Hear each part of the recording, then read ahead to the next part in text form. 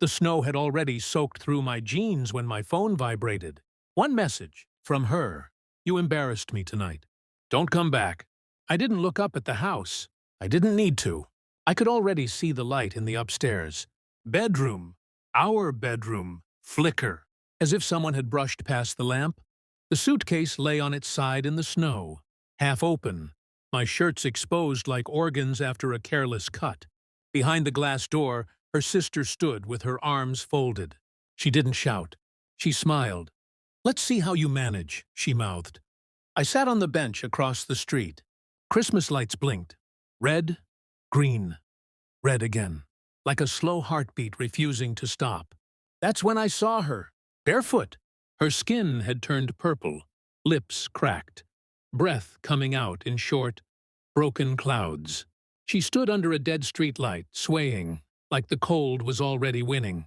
I watched myself stand up. I watched myself walk over. I didn't think. I never do when the decision is already made. I knelt and pulled off my winter boots. The last thing my wife had bought me before she stopped touching me. I slid them toward the woman. Take them, I said. She looked at my face. Not my shoes, my face, as if memorizing it. An hour later, 19 black BMWs rolled into the street and stopped around me. Doors opened in perfect silence, and the barefoot woman, now wearing my boots, stepped forward and spoke one sentence. Is this the man who gave me his shoes? That was when I understood, but I didn't flinch, because betrayal had already taught me how to stay still while the world rearranged itself. It hadn't started tonight. Tonight was just the ceremony. The real betrayal began months ago, quietly, with absence pretending to be stress. My wife stopped asking questions, stopped checking in, stopped caring where I was, because she already knew where she was going. Her phone never left her hand, but it was always face down. She laughed at messages she didn't explain. She showered longer, came home later, smelled different. Not perfume. Intention. Her sister moved in temporarily. That word became permanent the way rot does. They whispered together, looked at me like I was a shared inconvenience. I told myself I was paranoid. Men do that. We negotiate with our instincts until they give up. But some nights, I'd catch her sister watching me with something close to amusement. Like I was a character in a story she already knew the ending to. Christmas Eve was supposed to be simple. Dinner. Wine.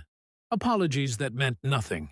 Instead, my wife stood by the door and handed me a suitcase. You need space, she said. I nodded. Space is just abandonment dressed politely. I didn't argue. That would have given them what they wanted. Noise. I walked out. And that's when her sisters smirked. Ooh. I didn't confront anyone. I never do when I'm collecting facts. I checked records, timelines, transactions, late-night charges at places she never mentioned. A second phone, hidden in a coat pocket she hadn't worn in months. Messages that erased themselves. But metadata never lies. And then there was the name. Not a lover. An organization. Her sister wasn't freeloading. She was facilitating. I learned that the way you learn everything important. Slowly. Painfully. Alone.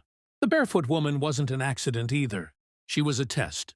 A rumor planted into the city's underbelly. A man thrown out on Christmas Eve. Observe him. See if I'd kick her away. See if I'd look through her. See if I'd protect what was mine instead of doing the inconvenient thing.